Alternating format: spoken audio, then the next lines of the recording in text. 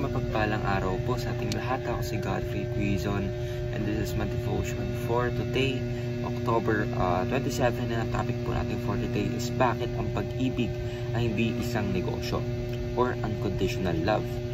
So, ano po ba ang unconditional love?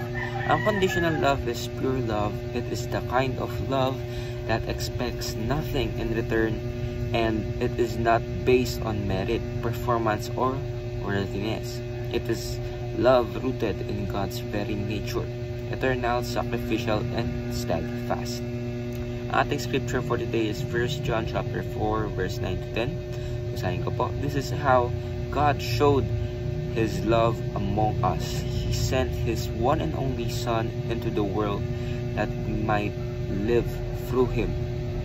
This is love, not that we love God, but He loved us and sent His Son as an atoning sacrifice for our sins. So, sa Diyos po lahat ng papurian. Ang ating topic for today, unconditional love. Many would say na wala talagang unconditional love kasi tayo mga tao, we expect return. We always expect na kung saan yung love na binibigay natin ay babalik sa atin. So, pero hindi po ito ang turo ng ating Biblia. Hindi po ito ang turo ng ating Panginoon. Kasi ang ating Panginoon, His love is unconditional. Ibig sabihin po, ang ating Panginoon hindi niya po kailangan na mahalin muna natin siya bago niya tayo mahalin. Hindi po natin kailangan muna mahalin ng unconditionally ang ating Panginoon bago niya tayo mahalin unconditionally. Our Lord loves us for who we are, and our Lord loves us. Kaya nga sinakripisyo niya ang kanyang anak para nga po maligtas tayong lahat.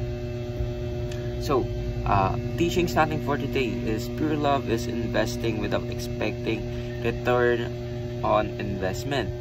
Pure love does not diminish due to failures, and pure love can only be outsourced from Christ.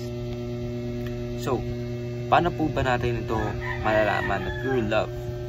Malalaman po natin itong pure love if hindi po tayo nag-e-expect ng mga bagay na or nag-e-expect ng kapalit sa ating binibigay. Malalaman po natin itong pure love kung ang ating Panginoon ang nangunguna po sa ating mga buhay. Malalaman po natin itong pure love kung hindi po ito nababawasan kahit ang minamahal po natin ay nagkakamali. Matatawag po natin ang pure love ang ating pagmamahal kung ito po ay nag-stem sa pagmamahal po ng ating Panginoon. Kasi kung hindi ito nanggagaling sa ating Panginoon, ay hindi po ito magiging pure love. Dahil ang love ng isang tao, ang love na nanggagaling sa isang tao ay conditional. So, it means na without our Lord, we cannot love truly or we can love purely. Dahil sa ating Panginoon nanggaling ang love. At sa ating Panginoon ang source ng ating pagmamahal. So, ayun lang po. Ako si Godfrey Quizon and this is my devotion for today, October 27. Sana po ay marami kang tunan. Ayun lang po and God bless.